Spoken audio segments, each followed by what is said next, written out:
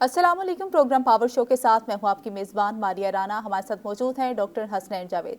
नाज़रीन, पंजाब में वज़ीर आला का जो निगरान वज़ीर आला का मामला है, जब वो परवेज़ इलाही और हमजा शहबाज से हल नहीं हुआ तो उन्होंने पार्लिमानी कमेटी की जानिब 6 रुकनी पार्लिमानी कमेटी की जानिब ये मामला जो है वो भेज दिया ताकि इसका कोई हल निकल सके। लेकिन जब पार्लिमानी कमेटी भी नाकाम हो गई तो ये मामला इलेक्शन कमीशन की जानिब थ्रू कर दिया गया। अब इलेक्शन कमीशन जो भी फैसला देगी, आज ही फैसला आना मुतवक्के है, जो भी फैसला आएगा उसे तस्लीम तो करना होगा। लेकिन पीटीआई ने पहले वाजे कर दिया है कि वो जो भी फैसला इलेक्शन कमीशन का आएगा वो मुतनाज़े होगा, हम उसको तस्लीम नहीं करेंगे और उसके बरक्स हम जो है वो सुप्रीम कोर्ट में उसको चैलेंज करेंगे। अब सुप्रीम कोर्ट ने जो पहले वाजे कर दिया है कि ये जो निगरान सेटअप का ये मामला है ये इलेक्शन कमीशन ही देखेगा। नाज़रीन, मुआशी बदहाली है, मुल्क में मुआशी इमरजेंसी लगने वाली है और सूरत हाल बहुत ही बदतर है। अब देखते हैं निगरान हुकूमत की उम्र जो है वो 90 दिन होगी या नहीं। इसी सारी सूरत हाल पर बात करने के लिए हमारे साथ मौजूद है डॉक्टर हसनैन जावेद। डॉक्टर साहब, बहुत शुक्रिया। Thank you. डॉक्टर साहब, आपको लगता है कि जल्द इंतखाबात ही मुआशी बदहाली का हल है और अब जल्दी से इलेक्शन की तरफ चले जाना चाहिए? अच्छा, ये बड़ी अजीब व गरीब बात है। जैसे मैंने पहले भी कहा था कि सियासत, रियासत और मईशत, इन तीनों की सिमतें अलग हैं। कोई भी एक दूसरे के साथ नहीं मिल रही, इनको समझ नहीं आ रही और ये वक्त के हालात को समझ नहीं रहे कि IMF आपके सर के ऊपर है, IMF के बगैर आप चल नहीं सकते। इधर चाइना है, इधर स्ट्रेटेजिक इश्यूज चल रहे हैं और आपकी सियासत किसी जगह करवट बैठने को नाम नहीं ले रही। इधर एक और भी मामला शुरू हो गए, इसको कहते हैं मैवरिक। मैवरिक आदमी वो होता है जो कि सियासत से और अपने मामलात से और मफादात से बालातर हो चुका हो और अपने सियासी पॉइंट स्कोरिंग ना करता हो। तो ऐसे लोग आपके सामने अब आना शुरू हो गए हैं, खास तौर पे PMLN की तरफ से शाहिद खाकान अब्बासी ने, जिन्होंने एक दफ़ा जुमला कहा था कि रिगिंग जो अगर होती है, जिसको हर हालत में होनी है, चाहे वो PTI हो या चाहे वो नून हो या वो PPP हो, जिसके हाथ पड़ेगा वो रिगिंग करेगा। और इस पर उन्होंने एक लफ्ज़ बड़ा ज़बरदस्त कहा कि रिगिंग के तो हम चैंपियन हैं। अपने बारे में उन्होंने कहा कि हमारी पार्टी रिगिंग की चैंपियन है। अच्छा, दूसरी बात जो है वो मिफ्ता इस्माइल ने कह दी। उन्होंने कहा 2 बार की वजारत के बाद मैं आपको फिर बता दूं कि ये मुल्क 1% अशराफिया का है और अगर मैं तगड़े ख़ानदान का ना होता और अगर मैं सेठ का बच्चा ना होता, और जो उन्होंने कहा कि मैंने अपनी बेटी को भी बताया कि मैं अगर सेठ का बच्चा ना होता तो आज मैं ना वजीर होता ना मेरी बात कोई सुनने वाला होता। तो इसका मतलब आसिफ करमानी हो गए, इसमें ख्वाजा साद रफ़ीक हो गए, इनके अंदर की इंट्रा पार्टी इलेक्शंस नहीं हुए तो ये किस बात में मानेंगे। दूसरी बात आपने देखी होगी कि इलेक्शन कमीशन ऑफ पाकिस्तान, आप देख लें PTI का हर मामलात के अंदर क्या होगा कि इलेक्शन कमीशन ऑफ पाकिस्तान, चाहे वो कराची में था या आगे जनरल इलेक्शन होने हैं, यानी ज़िमनी इलेक्शन को बेसिकली इलेक्शन 5 साल के लिए माने जाएंगे कि जनरल इलेक्शन की तरह से और उसी तरह से ही लड़ा जाएगा।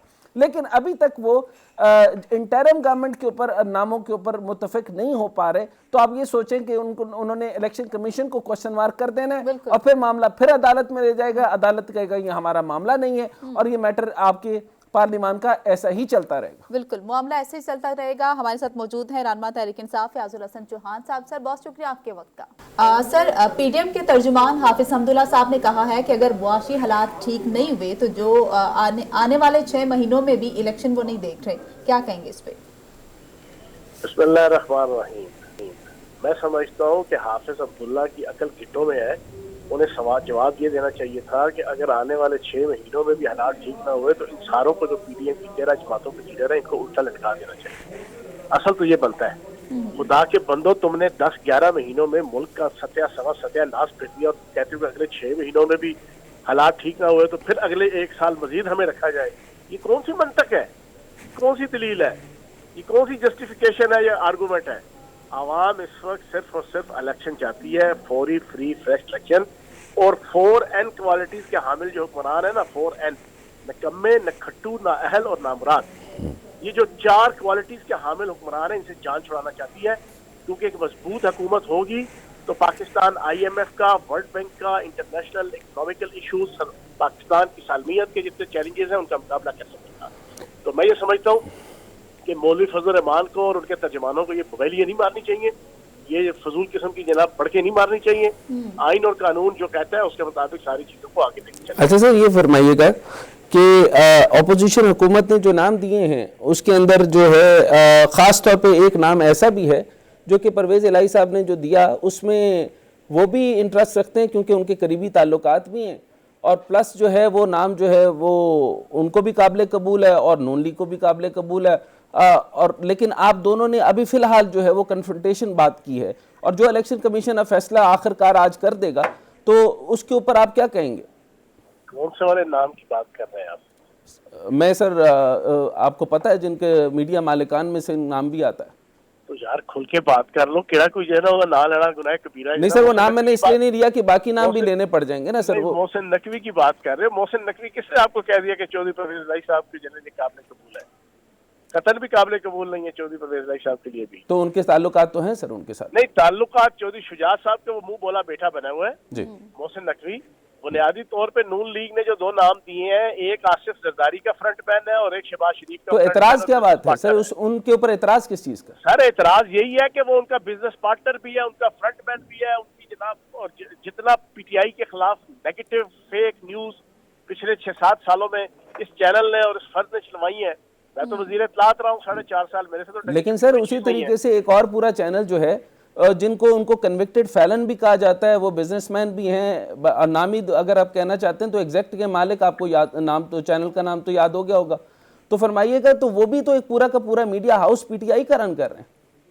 میں وہی آپ کو بتا رہا ہوں، ہم نے جو دو نام دیے ہیں ان میں سے دونوں کے دونوں سابق بہترین نیکوکار شفاف نام ہے بیوروکریٹس کے. رائٹ. ٹھیک ہے جی.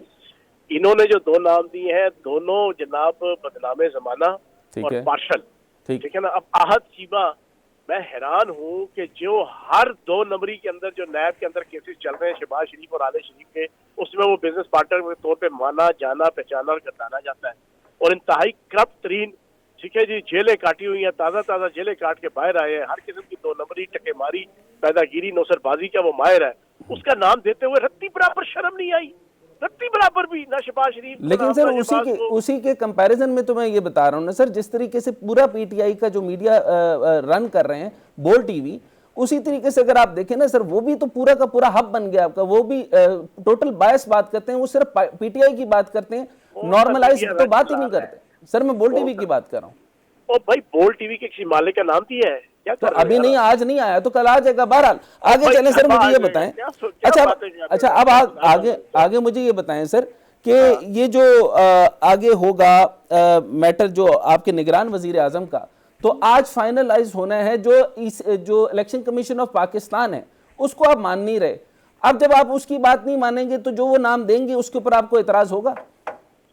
دیکھیں اگر تو اچھے انسان کی وہ تو 2 نام آپ کے سامنے ہیں، مجھے بتانے کی ضرورت نہیں ہے. آپ بھی اچھے طریقے سے جانتے ہیں اور جناب پوری دنیا جانتی ہے ان 2 ناموں کے کرتوت کیا ہیں، ان کا جناب ویئر اباؤٹس اور پرٹیکولرز کیا ہے.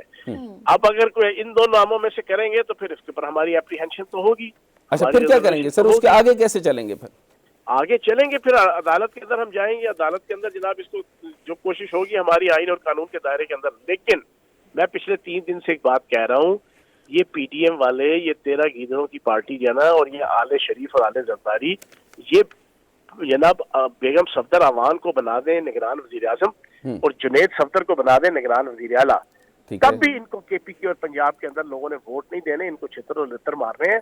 یہ جو مرضی وہ آپ کی بات بالکل ٹھیک ہے سر. نون لیگ تو فنش ہو گئی، نون لیگ فنش ہو گئی. میں اس پہ کنوکشن ہے مجھے کہ وہ ختم ہو گئی. اب سر اگر آپ مجھے اجازت دیں، اگر تحمل کے ساتھ، تاکہ میں ذرا صبر کے ساتھ آپ کے ساتھ ڈرے بغیر آپ سے سوال کر لوں. میرے سر پہ سینگ لگے ہوئے ہیں. نہیں وہ مشہور تو یہی ہے سر، مشہور یہی ہے سر. اچھا تو سر یہ ڈرے بغیر میں سوال یہ کرنا چاہتا ہوں کہ مجھے یہ بتائیے کہ شاہد خاقان عباسی، مفتاح اسماعیل، نواز کوکر، آصف کرمانی، خواجہ آصف یہ بھی کہہ چکے ہیں کہ وہ نون لیگ کا جو طرز حکومت ہے، طرز سیاست عوام کے لیے نہیں ہے. اور یہ الیکشن اور یہ الیکٹورل پروسیس جو ہے، اور جس طریقے سے کراچی کا بلدیہ کا الیکشن جو ہے وہ ابھی تک کسی نتیجے پہ نہیں پہنچ رہا، تو یعنی ٹوٹل الیکٹورل ریفارمز کی بڑی ضرورت ہے. Lock the door behind you. Sir یہ مجھے بتائیں کہ آپ کو لگتا ہے کہ پیپلز جو پی ٹی آئی بھی ہے اس کا کوئی منشور ہے؟ مجھے تو سوائے فواد چودھری کی نظر ہی کوئی نہیں آ رہا. اس کا جو دل کرتا ہے وہ آپ کو جو ہے وہ اسٹیٹمنٹ دے دیتا ہے. اور آپ لوگوں کا تو کوئی نام نہیں جو لوگ ورکر ہیں اور جنہوں نے کام. کس نے کہا جناب کہ کوئی نہیں؟ آپ مجھ سے بات کر رہے ہیں، میں ریگولر پریس کانفرنس کرتا ہوں. نہیں آپ تو پریس کانفرنس میں ضرور ہوتے ہیں سر، لیکن آپ کو سراؤنڈنگ میں نہیں میں نے دیکھا. ان کو کوئی لائسنس नाज़रीन, फ़याज़ुल हसन चौहान हमारे साथ मौजूद थे, गालबन उनसे राबता मुनक़ता हो गया है। डॉक्टर साहब इसी से कंटिन्यू करें, नई मरदमशुमारी और RMS के ज़रिए इलेक्शन होंगे, EVM पे एतराज़ है, इलेक्टोरिक जो रिफॉर्म्स हैं उसके ऊपर उतना जो PTI है वो उतनी एफर्ट नहीं कर रही उस तरफ जाने की जितनी कि जल्द इंतखाबात की तरफ, क्या कहेंगे? देखिए, अभी फैज़ुल हसन चौहान साहब से यही बात कर रहे थे और उसके ऊपर मैंने उनको कहा कि वो जो पुरानी रटी रटाई तकरीर होती है कि नून लीग ने सब कुछ ख़राब कर दिया, PPP ने सारा ख़राब कर दिया, बर्बाद कर दिया, आज एक्चुअल में आपके रिजर्व्स जो हैं वो नीचे चले गए हैं। अब किसकी वजह से चले गए, किसने किया था, लेकिन आप उस बहती गंगा में आपको नहीं पता। आप जब ये पॉइंट कहते हैं कि 40 साल से इन लोगों ने बर्बाद किया या 30 साल से इन लोगों ने बर्बाद किया, तो जब बर्बाद होया हुआ पाकिस्तान था तो आप उसको संभालने के लिए कोई मंशूर भी नहीं ला रहे। लेकिन उनमें से बेहतर तो मिफ्ता इस्माइल ने निकले हैं। ठीक हो गया कि उन्होंने कहा कि अशराफिया का होगा पाकिस्तान, अशराफिया का रहेगा पाकिस्तान, पढ़े लिखे जितने मर्जी आप डॉक्टरेट हो जाएं, कितने बड़े आप लोग आदमी हो जाएं, जब तक आप इस अशराफिया के गठजोड़ यानी इस माफिया का हिस्सा नहीं है तो आप वजीर कबीर नहीं बन सकते। और ये जब मिफ्ता इस्माइल कह रहे हैं कि मैं नून लीग से हटा दिया जाऊं या ना हटा दिया जाऊं, लेकिन इसके बावजूद मैं जो है वो मैं आपको बता रहा हूं कि अगर मैं किसी बड़े सेठ का बेटा ना होता तो आज मैं वजीर भी ना होता। बिल्कुल दुरुस्त। शायद खाकान अब्बासी ने कहा कि मैं जो रिगिंग का मैटर है उसमें कहा कि हमेशा इलेक्शन का मतलब ही रिगिंग है। तो इमरान खान साहब को और जैसे फैजल हसन चौहान को मैंने पूछा कि आपके पास तो आप तो कहीं नहीं है, उनके पास तो कोई और है। इसका मतलब है कि वहां पे इस वक्त PTI के भी पावर गेट्स हैं। एक शाह महमूद कुरैशी साहब का पावर गेट्स है, अभी आपने देखा होगा अमीनुल हसनात साहब आए हैं, वो 5-6 सीटें लेकर आ गए। अब जहां की हवा चल रही है वो PTI की हवा चल रही है, लेकिन चौहान साहब जो हैं वो पुराने रट्टेबाजी और वो जो पुराने जुमले हैं वो लेकर चले जाते हैं और उस तरीके से मरियम फलां, उसका खानदान, उसका अब्बा चोर, सारी दुनिया को पता चल गया है कि जिसका अब्बा चोर है वो पता चल जाएगा। लेकिन आप अपना मंशूर तो दें। आप इलेक्शन करना चाहते हैं, किस बुनियाद पे करना चाहते हैं, आपके पास मोरालिटी है कौन सी, आपके पास ग्राउंड्स क्या हैं? तो अगर आप ये कहते हैं कि यहाँ पे मॉरल ग्राउंड्स पे इलेक्शन होना है तो इलेक्टोरल प्रोसेस नहीं है। फिर वो कह रहे हैं कि आपके सामने उन्होंने जवाब भी दिया कि अगर उनकी मर्जी का आदमी ना आया तो वो इलेक्शन से बैक ऑफ करेंगे और वो अदालत में जाएंगे। तो अदालत में जाके मजीद वक्त को बर्बाद करेंगे। आपका पाकिस्तान को पॉलिटिकल स्टेबिलिटी चाहिए। मैंने आपको कहा सियासत कहीं और है, रियासत कहीं और है और जो है मईशत कहीं और है। आपने पाकिस्तान आर्मी, पाकिस्तान मिलिट्री यानी पाकिस्तान की फौज को कहा कि अब आप जो है वो मामलात ना करें। तो ये वक्त भूल गए कि 3.5 साल के अरसे के अंदर फौज की मुदाखलत ना होती तो आपका अभी तक जितना भी स्टैंडर्ड बढ़ा था, आपकी एक्सपोर्ट्स बढ़ी थी, जैसे सहारा मिलता है तो फिर उनकी तारीफ में भी आ जाते हैं। और आर्मी चीफ जनरल बाजवा की कॉल के ऊपर IMF ने आपको दोबारा से रिकॉल किया था, अदरवाइज आप तो वहां पे हिल चुके थे। तो अब आप ये देखें, मैंने ये बात की कि सिर्फ और सिर्फ वो सख्त जुबान, गंदी जुबान, गंदे अल्फाज का इस्तेमाल करने से मैंने ये बोला कि अगर आपसे लोग डरते हैं, अगर आप लोगों को डरा लेते हैं तो आप जवाब दें। जवाब सिर्फ मंशूर है और मंशूर में मैंने आपको जिस तरह नाम भी बता दिए, नवाज खोखर साहब ने अपनी पार्टी के साथ बात की लेकिन बड़ी साइस्ता तरीके से बात की। उन्होंने कहा कि हमारी पार्टी के अंदर मरूसियत है, मरूसियत का कोई निजाम नहीं है और मरूसियत ये है कि मैं जितना मर्जी मेहनत कर लूं मैं कभी भी चेयरमैन और को चेयरमैन नहीं बन सकता। चुनाचे ये पार्टी मेरी किस तरीके से हो सकती है? इसी तरीके से आसिफ करमानी, इसी तरीके से ख्वाजा आसिफ, वो पुरानी जो है वो तर्ज के आदमी है। ये बात दुरुस्त है कि ख्वाजा आसिफ, ये जो ख्वाजा आसिफ साहब हैं, ख्वाजा साद रफीक की बात कर रहा हूँ। ख्वाजा आसिफ साहब तो वो है ना जो कि 6 बजे उनके जो है वो कहते हैं दुकानें बंद कर दें तो बच्चे कम पैदा होंगे। तो ये लॉजिक आज तक मुझे समझ नहीं आ सकी। आपकी ये सियासत, आप ये देखें, आपकी फौज की मुदाखलत खत्म हो गई, वो बिल्कुल साइड पे है। इमरान खान साहब ने कहा कि इतना अरसा गुजर गया है, मेरे साथ कोई बातचीत नहीं हुई, तो बिल्कुल उन्होंने अपार्ट कर लिया। अब आप कर लें, अब आपसे तो मामला तय ही नहीं हो रहा, तो मुझे बताएं तय कौन करेगा? अच्छा सर, PTI फौरी इंतखाबात क्यों चाहती है? PTI फौरी इंतखाबात की तरफ क्यों जाना चाहती है? जिस तरह से हुकूमत का इनका खात्मा हुआ, तो आपको नहीं लगता कि लोगों को इसलिए सिर्फ इनसे हमदर्दी है और जैसे ही ये जितनी मकबूलियत है इसीलिए उसी को कैश करने के लिए ये लोग चाहते हैं कि हम जल्दी जल्दी इलेक्शन की तरफ चले जाएं? बिल्कुल आपने ठीक कहा। देखिए, खान साहब का फैक्टर है, इसको मैं खान फैक्टर कहता हूँ। आज एक हवा चली है, अमीनुल हसनात जो थे, उनके वालिद साहब जो थे वो बेरा शरीफ के थे, वो भी जो है वो नवाज शरीफ के साथ थे। उसके साथ अमीनुल हसनात जो हैं वो, और ये सारी सियाल शरीफ की गद्दियां जो थी सारी की सारी नून लीग के साथ थी।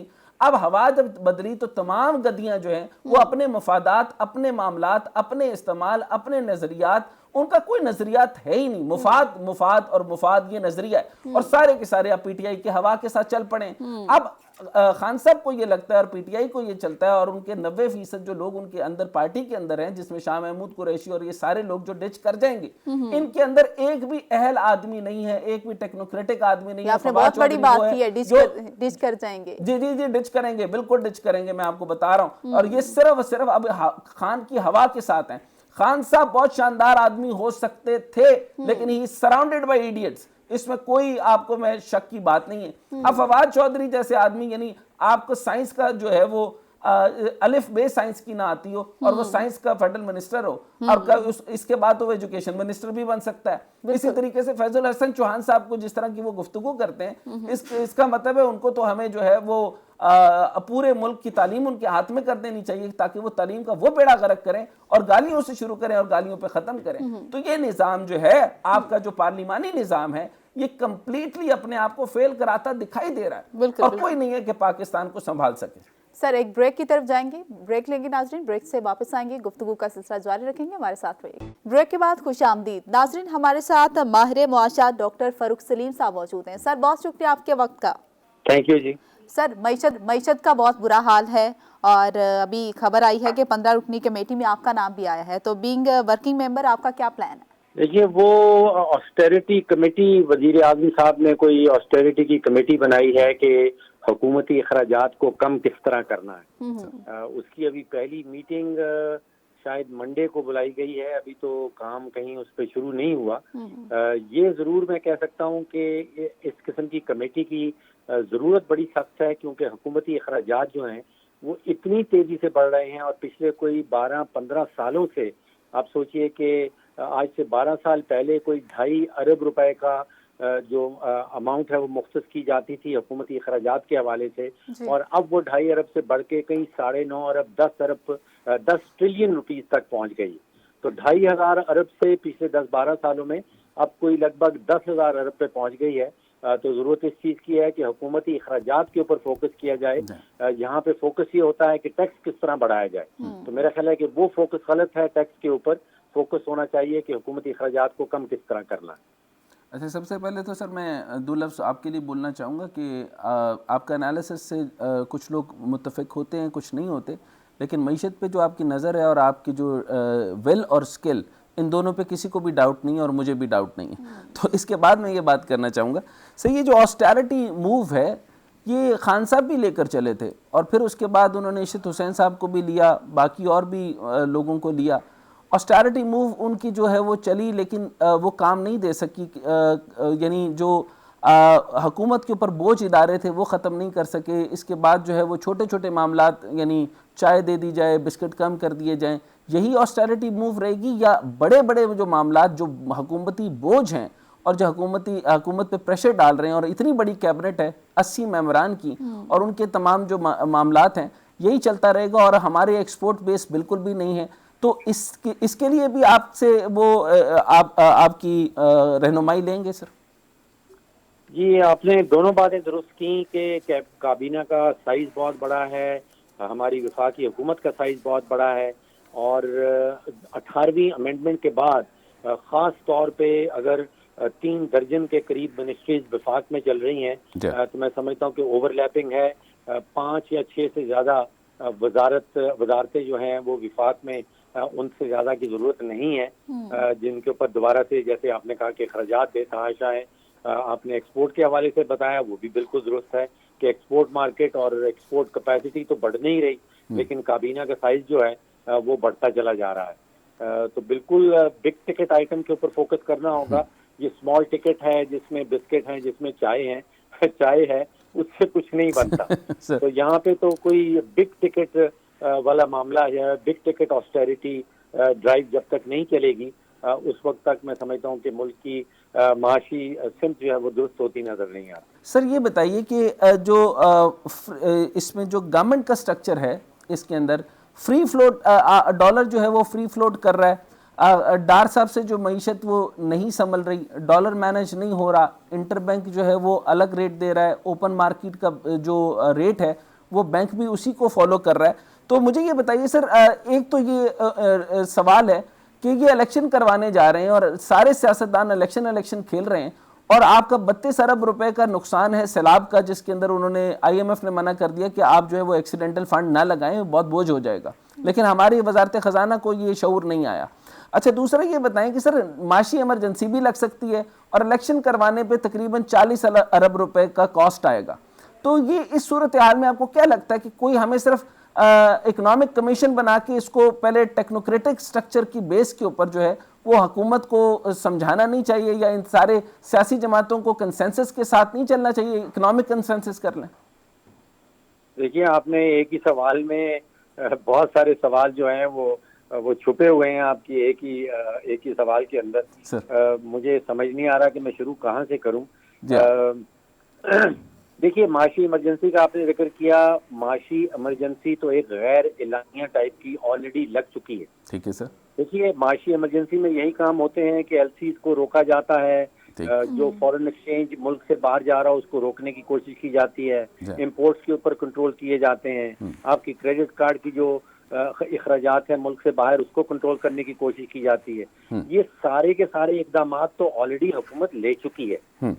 تو معاشی ایمرجنسی میں سمجھتا ہوں کہ ڈکلیئر کرنے کی تو کوئی خاص ضرورت نہیں ہے, کیونکہ غیر اعلانیہ معاشی ایمرجنسی تو ایک قسم کی جو ہے وہ لگ چکی ہے.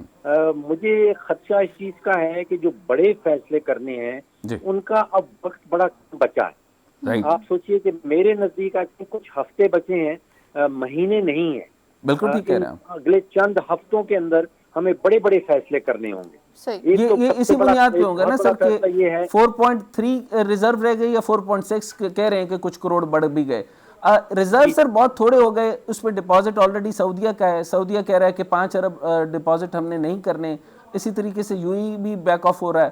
ورلڈ بینک دے گا یا نہیں دے گا, IMF کا جو بھی معاملہ بیل آؤٹ کا 1.18 جو آنے ہیں, یہ ساروں کے باوجود سر ڈیفالٹ تو ٹیکنیکلی آپ لوگ روک لیں گے. تو لیکن آپ کی جو 15 رکنی کمیٹی, یا خاص طور پہ آپ کی بات اگر مان لیں ڈار صاحب اور اپنی ضد کے اوپر نہ رہیں اور ڈالر کو فری فلوٹ نہ کروائیں, تو کیا طریقہ کار ہو سکتا ہے سر سٹرکچرز کے اوپر, اور اس کے اندر سیاستدانوں کو کیسے انگیج کریں گے کہ سمجھیں کہ یہ کیا کنڈیشن آ چکی ہے؟ معذرت کے ساتھ جو نیشنل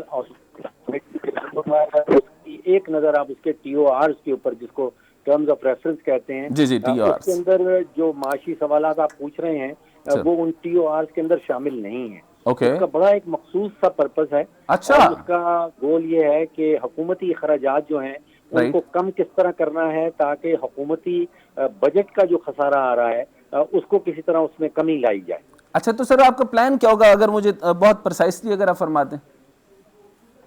ابھی تو دیکھیے کل تو شاید اس کی نوٹیفیکیشن میری نظر سے گزری ہے.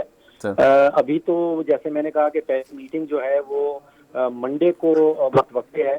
اس میٹنگ کے دوران جو کنوینر صاحب ہیں, جو کو کنوینر صاحبہ ہیں ڈاکٹر عائشہ, وہ ڈیسائیڈ کریں گی کہ ہم نے کس طرح پروسیڈ کرنا ہے. جو وقت دیا گیا ہے وہ صرف 15 دن کا ہے, اور میں سمجھتا ہوں کہ یہ ٹائم لیمیٹیشن اچھی ہے, کیونکہ واقعی میں بہت کم عرصے میں ہمیں جو بڑے بڑے فیصلے کرنے ہیں, جو بڑے بڑے اقدامات لینے ہیں, جیسے میں نے پہلے کہا کہ مہینے نہیں بچے, چند ہفتوں کے اندر ہی ہمیں وہ کرنا ہوگا. اچھا سر, ہم نے سود کی مد میں ہم نے 2570 ارب روپے واپس کیے ہیں موجودہ مالی سال میں, تو آپ کو کیا لگتا ہے, اور کرتے ہم لوگ کیا ہیں کہ قرض کو اتارنے کے لیے قرض لیتے ہیں, تو لون ریفارمز کے حوالے سے بھی تھوڑا سا آپ کا پوائنٹ آف ویو اگر آ جائے تو؟ دیکھیے پہلی بات تو یہ ہے کہ اس نتیجے پہ معیشت اس وقت جہاں پہ کھڑی ہے یہ پچھلے کوئی 5-6 مہینوں کا معاملہ نہیں ہے. پچھلے 30-35 سالوں سے آپ دیکھیے کہ ہر جون میں جب ہمارے وزیر خزانہ صاحب اسمبلی میں کھڑے ہوتے ہیں تو ہمیں بتایا یہ جاتا ہے کہ حکومتی اخراجات اور حکومتی آمدن کے درمیان 2,500 سے 3,000 ارب کا خسارہ آ رہا ہے. پھر بتایا جاتا ہے اس کے اگلے سال کہ اب وہ خسارہ بڑھ کے 4,000 ارب پہ پہنچ گیا ہے. بلکہ اپریل 2022 میں جب PTI کی حکومت جا رہی تھی تو وہ پاکستان کا 74 سالہ بلند ترین بجٹ کا خسارہ کوئی 5,500 ارب روپے کا خسارہ چھوڑ کے جا رہی تھی. اسی طرح تجارت کے اوپر کوئی 45 ارب ڈالر کا خسارہ چھوڑ کے جا رہی تھی. تو یہ سارے خسارے پر کرنے کے لیے حکومت جو ہے وہ قرضہ جات لیتی ہے، اور ان قرضہ جات کے اوپر جو سود کی مد میں آپ نے بتایا کہ 2,500 ارب کا صرف سود ادا کر دیا گیا ہے، تو طریقہ کار کچھ ایسا ہونا چاہیے کہ حکومتی اخراجات میں کمی لائی جائے، حکومتی اثاثے جو ہیں ان کو کسی طرح پرائیویٹائز کر کے جو حکومت کے اوپر قرضہ جات کا بوجھ ہے اس کو کم کیا جائے، تاکہ جو اماؤنٹ آپ کہہ رہی ہیں کہ سود کی مد میں دے دی گئی ہے. Very last question sir, very last question, we are running out of time. Very last question sir, state owned enterprises بہت ساری ہیں sir, under the ministry of industry کافی ساری ہیں، جو کہ آپ کو پتہ ہی ہے، نیشنل پروڈکٹیوٹی آرگنائزیشن ہو گئی، پٹاک ہو گئی، بہت ساری اور بھی آرگنائزیشن ہیں، بالکل ریڈنڈنٹ ہے سر، کوئی کام نہیں کر رہی، کوئی پیسہ جنریٹ نہیں کر رہے. اب ان 15 دنوں کے اندر سر یہ جو خان صاحب نے کرنا تھا 3.5 سال کے اندر ان کو جو ہے وہ پرائیویٹائز نہیں کر سکے یا ان کا مرجر نہیں کر سکے. ایسا ہو سکتا ہے کہ سر 15 دن کے اندر آپ کی سفارشات کی وجہ سے یہ اسٹیٹ اون انٹرپرائزز کا بوجھ ختم ہو کر اس کا کوئی حل نکالا جائے؟ دیکھیے 15 دن کی توقع رکھنا، میں سمجھتا ہوں آپ نے خود ہی بتایا کہ 44 مہینے کی حکومت رہی وزیر اعظم عمران خان صاحب کی، اور کوئی ایک ادارہ بھی پرائیویٹائز نہیں ہو پایا. بالکل نہیں ہو پایا. بڑے ادارے ہیں ان کی تعداد کوئی 195 کے قریب ہے جو وفاقی حکومت کے ہیں، اور ان کا کوئی سالانہ نقصان جو ہے وہ کوئی 1,000 ارب روپے سے زیادہ کا ہوتا ہے. تو معاشی سوال اس پہ نہیں ہے، اس پہ زیادہ سیاسی سوال ہے کہ کیا ساری سیاسی جماعتیں مل کے ایک منیمم کنسنسس ڈیولپ کر سکتی ہیں کہ ان سب اداروں کو پرائیویٹائز کرنا ضروری ہے. کیونکہ جب ایک حکومت پہ پارٹی آتی ہے وہ پرائیویٹائز کرنا چاہتی ہے، جو اپوزیشن میں ہوتی ہے وہ اس کی مخالفت کرتی ہے، اور وہی مخالفت کرنے والی پارٹی جب حکومت میں آتی ہے تو وہ پرائیویٹائز کرنا چاہتی ہے. عشرت حسین صاحب نے تو کہا تھا نا گورننگ دا ان گورنیبل، اور انہوں نے کہا کہ Pakistan the state of elitist, یہ کہہ کے وہ چلے گئے اور کوئی ریفارم نہیں کیے. تو وہ کرتے کیا رہے تھے سر؟ یہ سوال تو ان سے پوچھنا پڑے گا. یہ میں نے پوچھنا ہے سر ان سے، لیکن وہ ہاتھ نہیں آ رہے. چلے سر، بہت شکریہ آپ کا. ڈاکٹر فاروق سلیم ہمارے ساتھ موجود تھے. سر بہت شکریہ آپ کا. ناظرین ایک بریک لیں گے، بریک کے بعد واپس آئیں گے ہمارے ساتھ. بریک کے بعد خوش آمدید. ناظرین سینئر تجزیہ کار کاشف بشیر صاحب ہمارے ساتھ موجود ہیں. سر بہت شکریہ آپ کے وقت کا. سر سلمان شہباز کو ایف آئی اے نے منی لانڈرنگ کیس میں، یہ 16 ارب روپے کی منی لانڈرنگ کا کیس تھا جس میں انہوں نے کلین چٹ دے دی ہے. تو اگر ثبوت ہی نہیں تھے تو پھر یہ کیسز کیوں بنے؟ اور یہ بھی کہا جا رہا ہے کہ یہ کیسز سیاسی انتقام کا نتیجہ تھے. اس طرح سے تو جیسے ہی ان کی حکومت آئے گی تو پھر ایسے ہی کیسز بنیں گے اور نیب کو استعمال کیا جاتا رہے گا. کیا کہیں گے؟ دیکھیں یہ جو 16 ارب روپے کے کیسز کا آپ کہہ رہی ہیں کہ اس کو ایکوٹ کر دیا گیا ہے، وہ کیس تو میں نے سارا اسٹڈی کیا. میرے دوست تھے ڈاکٹر رضوان صاحب، اور وہ جو سارا کیس تھا وہ اوپن اینڈ شٹ کیس تھا. لیکن اب جب ایف آئی اے ہی کنٹرول میں وفاقی حکومت کے ہو، اور وفاقی حکومت میں سلمان شہباز کے والد جو ہے پرائم منسٹر ہوں، تو پھر وہ اس کو سزا کیسے ملے گی؟ جو پروسیڈ ہی نہیں کرنا چاہ رہا ایف آئی اے، تو پھر وہ ظاہر ہے کہ ثبوت تو نہیں ملیں گے کیونکہ ثبوت پیش نہیں کیے گئے. تو میں سمجھتا ہوں کہ پاکستان غالباً واحد ملک ہے پورے دنیا میں جس میں ایسے قوانین بنائے گئے ہیں کہ جن سے ملک کی دولت لوٹنے والوں کو فائدہ ملا ہے. اور آج جو ہم یہ دیکھتے ہیں کہ ایف آئی اے کو بھی چھوڑ دیں تو نیب کے پر کاٹ دیے گئے ہیں، نیب کے جو سارے ریفرنس تھے وہ سب واپس ہو رہے ہیں، سب بے گناہ ہو رہے ہیں. تو پھر سوال یہ پیدا ہوتا ہے کہ پاکستان کا پیسہ لوٹا کس نے؟ کیا آپ نے لوٹا، یا میں نے لوٹا، یا عام عوام نے لوٹا؟ کیونکہ اس وقت تو آپ دیکھیں نا کہ جو پوزیشن ہے یہ جنگل کا لا بن گیا یہاں پر، اور میرے خیال میں ابھی اس کے اوپر سپریم کورٹ میں ہیئرنگ بھی چل رہی ہے. تو اللہ کرے کہ ایسا کچھ ہو کہ یہ اس قسم کی جو متنازع ترمیم کی گئی اس متحدہ کی حکومت کی طرف سے، وہ اس کو شاید سیٹ اپ سائٹ رکھ دیں. لیکن وہ آپ اس میں ہم کیا کہہ سکتے ہیں کہ اگر اس پہ اتنے اوپن اینڈ شٹ کیس کے اوپر بھی ایف آئی اے کہتی ہے کہ ثبوت نہیں ہے، اور عدالت تو پھر ظاہر ہے کہ جب ایک ایجنسی انویسٹیگیٹنگ ایجنسی جو بھی کوئی ہوگی وہ کہے کہ جی ہمارے پاس اس کے ثبوت نہیں ہے، ہوتے ہوئے ثبوت بھی، جی کاشف تو بشیر پھر اس صاحب، کو ظاہر ہے کوئی کیا جائے گا. کاشف بشیر صاحب یہ فرمائیے گا، جی کین یو ہیئر می؟ جی یہ فرمائیے گا کہ اب جو معاملہ بن رہا ہے نگران وزیر اعظم کا، دونوں طرف سے جو معاملات جو نام تھے تقریباً احمد نواز سکھیرا، نوید چیمہ، یہ پی ٹی آئی کی طرف سے تھے، محسن نقوی اور راحت چیمہ یہ ان کی طرف سے تھے، یعنی ان دونوں کے اوپر بات طے نہیں ہوئی. 2 دن کا وقفہ ہو گیا، آج ہر حالت میں نام ہونا ہے. اچھا اب جب نام ہوگا تو یہ فرمائیے گا کہ دونوں طرف تو معاملات بنتے نہیں ہیں، لیکن انٹرنل گیم کے مطابق ایک نام ان میں سے ایسا ہے جو کہ جس کے اوپر پرویز الہی صاحب انٹرنلی خاموش نہیں رہیں گے، اوپنلی تو وہ ہو سکتے ہیں خاموش ہو جائیں کیونکہ ان کی کچھ ان کے ساتھ رشتہ داری بھی ہے، کچھ معاملات بھی ہیں، اور اسی طریقے سے وہ نون لیگ کے ساتھ بھی ہیں اور پیپلز پارٹی کے ساتھ بھی ہیں، اور کوشچن ہے کہ فرنٹ مین ہیں، اس کو کس طرح دیکھیں گے اور یہ بات کہاں چلے گی؟ دیکھیں میں تو بینگ جرنلسٹ میں سمجھتا ہوں کہ نون لیگ چاہتی تھی کہ یہ جو نومینیشن ہے یا تقرری ہے یہ الیکشن کمیشن تک جائے، جی، اور اگر ہم اس کو آنیسٹلی دیکھتے ہیں کہ دو اگر ایکس بیوروکریٹ ہیں تو دو صاحب جو نون لیگ کی طرف سے آئے ہیں دونوں پہ ہی انفارچونیٹلی نیب کے کیسز بھی ہیں، ایک نے پوری بارگین بھی کیا، دوسرے کے اوپر جو ہے وہ کیسز رہے ہیں، اور he is known as front man of Shahbaz Sharif. تو میں سمجھتا ہوں کہ نگران کو تو نیوٹرل ہونا چاہیے، اور اس کو شہباز ظاہر ہے شریف کے کہ ہیں، شہباز شریف کے ہیں یا سر وہ ان کے ہیں آصف زرداری صاحب؟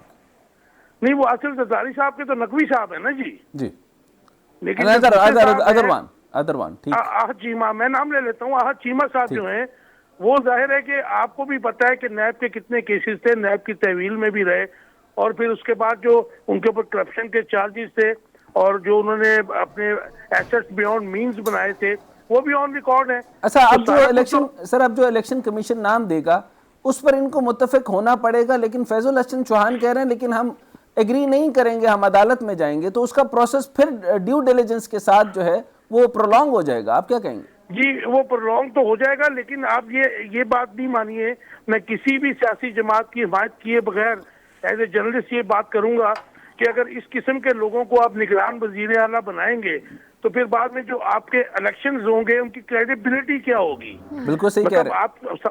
کیونکہ ہم نے تو ماضی میں یہی دیکھا کہ نیوٹرل لوگ موسٹلی آتے رہے، گو کے الیکشنز کے مینڈیٹ کے اوپر ڈاکہ تو ہر جماعت کے مینڈیٹ پہ ڈاکہ پڑتا رہا، لیکن اس قسم کا جو سینیریو تھا وہ فرسٹ ٹائم دیکھنے میں آ رہا ہے. سر آپ کو نہیں لگتا کہ ایک معاملہ یہ بنا تھا کہ ریفارمز ہونے چاہیے اور سب سے میجر ریفارم تھا الیکٹورل ریفارم؟ 3.5 سال کے عرصے کے اندر الیکٹورل ریفارمز کے اوپر جاندار محنت ہونی چاہیے تھی، اور خان صاحب ابھی کہہ رہے ہیں جیسے آپ کے سامنے کراچی کا اور سکر کا ادھر کا جو الیکشن بلدیہ کا ہے وہ بھی اڑا پڑا ہے اور جماعت اسلامی کھیل رہی ہے دونوں طرف، یعنی دونوں کو پی ٹی آئی کو بھی انگیج رکھا ہے، ادھر بھی انگیج رکھا ہے، ممکنہ حد تک ممکن ہے کیونکہ خان صاحب کا فیکٹر تو ہے، ہوا چل گئی ہے اور وہ کلین سویپ کرنے کے موڈ میں نہیں بلکہ آن گراؤنڈ بھی ایسا ہو سکتا ہے اگر ریگنگ نہ ہو. لیکن ریگنگ تو خاقان عباسی نے کہا کہ نون لیگ کے ہونے کے باوجود انہوں نے کہا کہ ہمارا تو کوئی ثانی ہی نہیں ہے ریگنگ کے اندر، ہم ریگنگ کریں گے. تو اب مجھے یہ بتائیں کہ سر یہی الیکشن کمیشن آف پاکستان ہے، یہی طریقہ کار ہے، تو خان صاحب الیکشن لڑ کے کریں گے کیا؟ کیونکہ وہ رزلٹ پہلے بھی نہیں دے سکتے اور ان کے پاس سارے کے سارے جو ہیں وہ وننگ ہارسز اور الیکٹیبلز آتے جا رہے ہیں، جیسے پیر امین الحسنات بھی اب شامل ہو گئے اپنی پارٹی کے ساتھ. پیر اسناد شاہ بھی. اچھا یہ حسین بھائی آپ نے بڑی اچھی بات کی، لیکن اگر آپ ان کا جو دور حکومت تھا پی ٹی آئی کا وہ دیکھیں تو جب بھی وہ الیکٹورل ریفارمز کی بات کرتے تھے تو یہ جو اتحادی ہیں سارے پیپلز پارٹی اور نون لیگ بالخصوص، یہ ان کو یہی کہتے تھے کہ نیب ترامیم میں آپ امینڈمنٹ کریں اور ہمیں این آر او دیں. مطلب این آر او اگر وہ منہ سے نہیں مانگتے تھے، لیکن نیب ترامیم کا جو مطلب تھا وہ یہی تھا جو انہوں نے اپنے حکومت میں آنے کے بعد اقلیتی حکومت ہونے کے باوجود انہوں نے کیا اور دنیا نے دیکھا. لیکن میں سمجھتا ہوں کہ ای وی ایم جو ہے وہ ایک اچھا سٹیپ تھا، اس کو بھی انہوں نے رول بیک کر دیا، اور اس کے بعد آپ دیکھیں نہیں دو کام کیے انہوں نے، اوورسیز بھی نہیں دیا اور ای وی ایم، لیکن ای وی ایم کے اندر بھی سر ٹیکنیکلی بہت سارے جو ہے ریگنگ کی جا سکتی ہے. اصل مسئلہ ہی الیکٹورل ریفارم یعنی الیکشن کمیشن نہیں کر سکتے ہیں، لیکن آپ اس کو سسٹم کو ریپیئر کرتے ہیں نا جی. آپ اس کو جب انڈکٹ ہی نہیں کریں گے اس میں سسٹم میں ہمارے میں الیکٹورل میں تو پھر آپ کیسے کریں گے؟ ابھی بھی آپ دیکھیں نا کہ یہی وہ فرسودہ نظام ہے. ہم نے تو وہ دور بھی دیکھا کہ میاں نواز شریف گوال منڈی والے حلقے سے الیکشن لڑتے تھے اور پولنگ اسٹیشن جو بنے ہوتے تھے اس وقت رائے ونڈ جو ہے 90s میں 7 کیمپ بھی لگ جاتے تھے. بالکل صحیح کہہ رہے ہیں. تو وہاں پہ کوئی فرشتے ووٹ ڈال جاتے تھے اور at the end of the day یہ پتہ نہیں کتنے ہزاروں ووٹوں سے جیت جاتے تھے. لیکن آج 2022 ہے، آج بھی اگر ہم انہی چیزوں میں الجھے ہوئے ہیں تو بہت افسوس کا مقام ہے. سر آپ کیونکہ بہت گہری نظر رکھتے ہیں سیاست کے اوپر، میں اب آپ سے تقریباً غیر سیاسی ذرا بات کر لیتے ہیں. غیر سیاسی بات سر یہ ہے کہ خان صاحب اس بات پر کیوں نہیں ماننا چاہتے ان کے پاس 90% کے قریب ایسے لوگ ہیں جو کہ سارے الیکٹیبلز ہیں، ان کو اپنے حلقے کا مفاد ہے، پیر امین الحسنات کوئی محبت سے نہیں تشریف لائے، ان کو جیتنا ہے اور ان کے پارٹی ہیں، شاہ محمود قریشی کو ان کے کوئی محبت نہیں ہے، پرویز الہی صاحب کو بھی آپ کو پتہ ہے کہ کتنی کو محبت ہے. تو یہ سارے معاملات، فواد چودھری ہو گئے، یہ سارے کے سارے جو لوگ ہیں، یہ پوری لیگ جو ہے وہ اپنی مفاد پرست ٹولہ ہے، ان کو الیکشن ہی سوٹ کرتا ہے. لیکن خان صاحب واحد وہ آدمی تھے جنہوں نے آئیڈیا بنایا تھا کہ یہاں پر اگر صدارتی نظام کی طرف جاتے یا وہ طریقہ کار اپناتے جس کے ساتھ rule of law, just and fair election ہوتے اور ری اسٹرکچرنگ ہوتی اور سارے کے سارے ریفارمز ہوتے. تو آپ کیا حل پیش فرماتے ہیں اس سارے سسٹم سے، اس پارلیمانی نظام اور اس الیکٹورل ریفارمز، اسی الیکٹورل پروسیس سے تو کوئی ریزلٹس نہیں آنے لگے، آپ کیا کہیں گے؟ دیکھیں، میں آپ کو جو بات آپ نے کی بڑی اچھی بات کی، لیکن آپ عددی جو تعداد تھی وہ دیکھ لیتے پی ٹی آئی کی. انفارچونیٹلی پاکستان میں ڈیموکریسی کا نام تو بہت لیا جاتا ہے، لیکن ہم ہمیشہ الیکشنز میں دیکھتے ہیں کہ میاں نواز شریف کو 2/3 میجورٹی ملی تھی ایک دفعہ، وہ بھی دلائی گئی تھی 97 میں. اس کے بعد تمام جو ہے کنٹرولڈ پارلیمنٹ ہوتی ہے، اور وہ کون کنٹرول کرتا ہے؟ ایوری باڈی نوز. اب اچھا، وہ کنٹرول جب پارلیمنٹ ہوتی ہے اس میں کسی کو واضح اکثریت نہیں دی جاتی.